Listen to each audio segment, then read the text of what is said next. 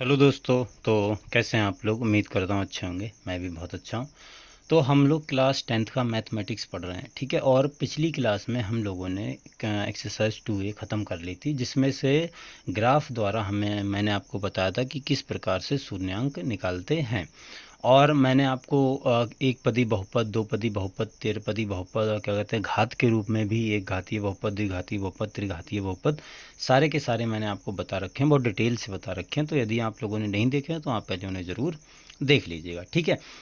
आज हम लोग पढ़ेंगे इसी में अगले एक एक्सरसाइज है जिसमें कुछ कॉन्सेप्ट यूज होंगे, वो हम आप अभी पढ़ेंगे। तो पहला कॉन्सेप्ट ये है किसी बहुपद के शून्यांकों और गुणांकों में संबंध। देखो, शून्यांकों और गुणांकों में संबंध क्या होता है वो ध्यान से समझिए। जैसे गुणांक क्या होते हैं, अगर मैं सिंपल बात करूं, जैसे हमारे पास में देखो कोई हमारे पास में बहुपद है ax², ठीक है। ax² plus bx plus c, ये हमारे पास में कोई बहुपद है px बराबर, ठीक है। ये हमारे पास में बहुपद है, तो इसके शून्यांकों और गुणांकों में हमें संबंध बताना है, जहाँ a बराबर तुम्हारे पास में 0 के बराबर नहीं है। इसका मतलब क्या होता है, ये लिखा हुआ होता है, इसका मतलब क्या होता है? इसका मतलब ये होता है कि जैसे द्विघातीय बहुपद है, यहाँ पर देखो x की घात 2 है, तो ये द्विघातीय बहुपद हो गया।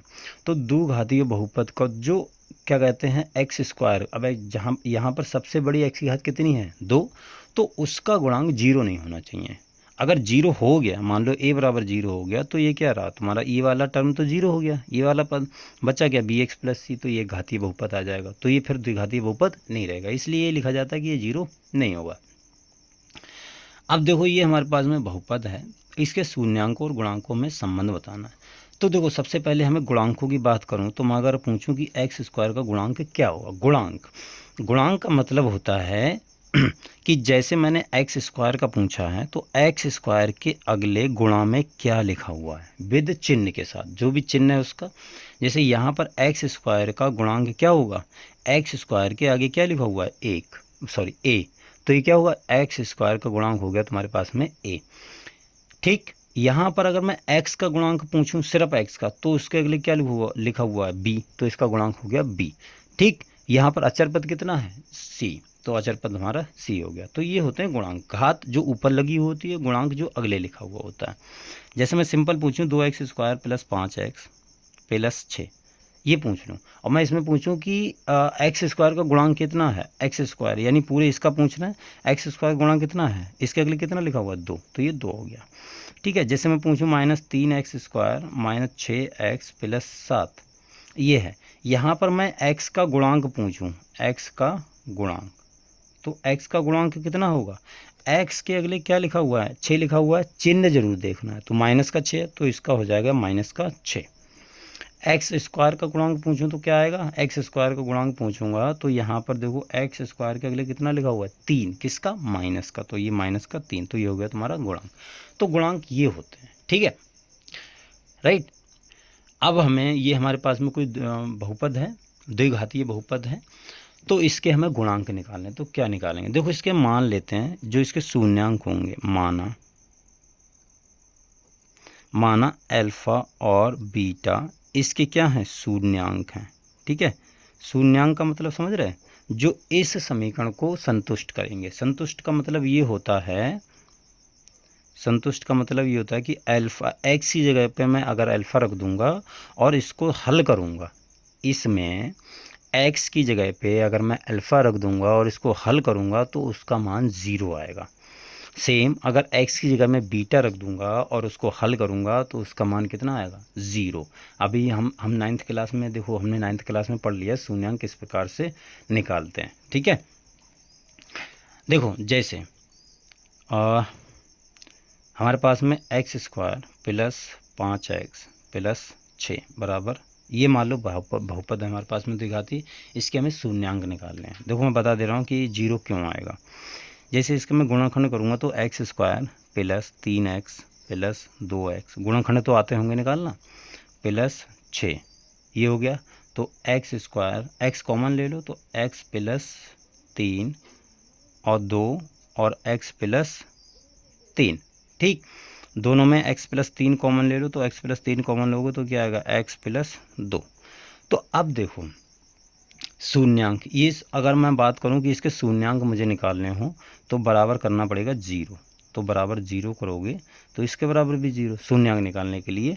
ये हमने 9th में पढ़ रखा है, ठीक है। तो यहाँ से देखो x प्लस 3 बराबर करोगे 0 तो x बराबर आएगा -3, और x प्लस 2 बराबर करोगे 0 तो x बराबर आएगा -2, ठीक है। अब कहने का मतलब ये है कि एक को मैं अल्फ़ा मान लूँ तो अल्फ़ा बराबर -3, और एक को अगर मैं बीटा मान लूँ तो बीटा बराबर -2। ये इसके हो गए शून्यांक। अब कहने का मतलब ये है मेरा कि अगर ये मान तुम इसमें रखोगे तो ये बराबर 0 इसको हल कर देगा। कैसे, देखो इसको उठाओ, जैसे x² प्लस 5x प्लस 6, इसको हल करो। x बराबर कितना रखना है हम, अल्फ़ा बराबर x बराबर -3 या अल्फ़ा बराबर -3 उसी को माना है। तो -3 इसमें रखो तो -3 का स्क्वायर, और -3 का स्क्वायर प्लस 5 गुणा -3 प्लस का 6, तो कितना आएगा 9, और ये -15 प्लस का 6, देखो प्लस का 9 प्लस का 6 कितना हो गया, प्लस का 15, और माइनस का 15 तो कितना आ गया 0। समझ में आई बात, ये 0 के बराबर हो गया। इसी प्रकार से अगर तुम बीटा बराबर -2 रखोगे तो इसको हल करके क्या कर देगा 0। सेम टू सेम ये द्विघात हमारे पास में बहुपद है, इसके मैंने अल्फा बीटा शून्यांक मान लिए हैं। वो क्या करेंगे, इसको इसमें अगर मैं उनकी वैल्यू रख दूंगा तो वो 0 कर देंगे उसको।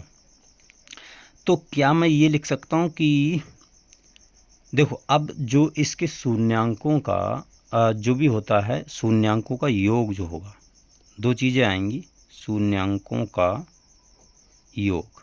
देखो शून्यांकों, अब शून्यांक मैंने अल्फा बीटा मान लिया, उनका योग क्या होगा, उनका योग ये होगा, देखो शून्यांकों का योग बराबर alpha plus beta, alpha plus beta, और अल्फा प्लस बीटा बराबर होता है -b/a, -b/a, यानी x का गुणांक, माइनस चिन्ह तो लगाना ही, x का गुणांक बटे x² का गुणांक, ठीक है। तो आप ये फार्मूला याद रखना, अल्फा प्लस बीटा बराबर -b/a। तो ये पहला फार्मूला हो गया। सेकंड क्या होता है, इसका आता है गुणनफल। गुणनफल, गुणनफल क्या आएगा, वो होगा अल्फा और बीटा दोनों का गुणनफल करोगे वो होगा c/a के बराबर। कैसे, अचर पद बटे x² का गुणांक। तो ये हो गया तुम्हारा गुणनफल। तो दो चीज़ें आती हैं, देखो शून्यांकों का योगफल और शून्यांकों का गुणनफल। अब हमें एक एग्जाम्पल से मैं आपको समझाता हूँ कि इसमें संबंध किस प्रकार से आपको क्या करना है, सिद्ध करना है, किस प्रकार से आपको सिद्ध करना है संबंध। तो उसको आप ध्यान से समझिएगा, वो बहुत इम्पोर्टेंट है, ठीक है। जैसे मैंने एक उदाहरण ले लिया है, उदाहरण ये है कि f(x) बराबर मेरे पास में एक दिया है x² प्लस 5x प्लस 6, यही मैंने एग्जाम्पल ले लिया है, यही वाला, ठीक है, ये वाला बिल्कुल डिट्टो। अब इसके मैंने गुणनखंड कर लिए थे, क्या आए थे, देखो यहाँ से f(x) बराबर क्या आया था, x प्लस 2 और x प्लस 3, ये इसके शून्यांक आए थे, मतलब गुणनखंड आए थे। अब शून्यांक के लिए ये 9th में हम सब कुछ कर चुके हैं, ठीक है। शून्यांक के लिए ये आपको आना चाहिए। शून्यांक के लिए हम क्या करते हैं, f(x) बराबर कितना रखते हैं 0, f(x) का मान कितना है ये, तो x प्लस 2 और x प्लस 3 बराबर 0। यहाँ से x बराबर आएगा -2 और x बराबर आएगा -3। एक बार इसको 0 रखो, एक बार इसको 0 रखो, ठीक है। चलो इधर रख लेते हैं 0। एक बार x प्लस 2 बराबर 0 रखोगे तो ये आएगा, और एक बार आप क्या करोगे, x प्लस 3 बराबर 0 रखोगे तो आपके पास में ये वाली चीज़ आएगी, ठीक है। यहाँ से समझ में आ गया।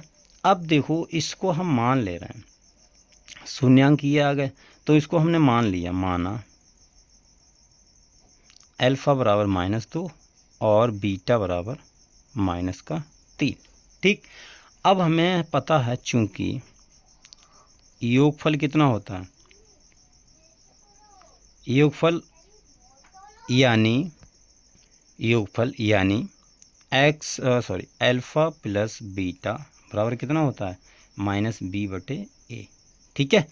देखो यहाँ से हमें संबंध प्रदर्शित करना है। संबंध का मतलब ये होता है कि दोनों साइडों को हल करें, दोनों साइडें कैसी आए, बराबर।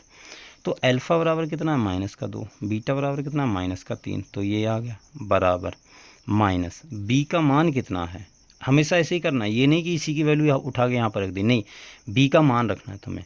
तो इसमें अगर मैं बात करूँ इस वाली समीकरण में, तो ए का मान, ए क्या होता है, एक्स स्क्वायर का गुणांक, एक्स स्क्वायर का गुणांक, देखो ये देखो ऊपर ए क्या है, एक्स स्क्वायर का गुणांक है।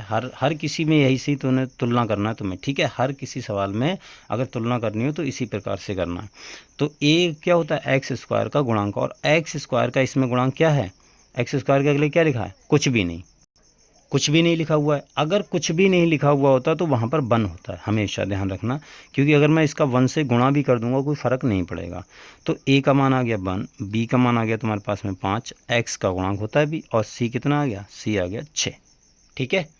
तो यहाँ पर देखो आप वैल्यू रखो, बी का मान कितना है, 5 है, तो यहाँ पर 5 रख दो, और बट्टे सी यानी 6, तो -5/6 आ गया। क्लियर, समझ में आई बात, नहीं सॉरी सी नहीं, ए का मान कितना 1 है, तो ये सिंपल -5 आ गया। और इधर आप अगर आप हल करोगे तो -2 और -3 कितना होता है, 5, और इधर भी -5, तो ये दोनों चीज़ें बराबर आनी चाहिए, तभी हम संबंध स्थापित कर पाएंगे। ठीक, पहली चीज़ बराबर आ गई।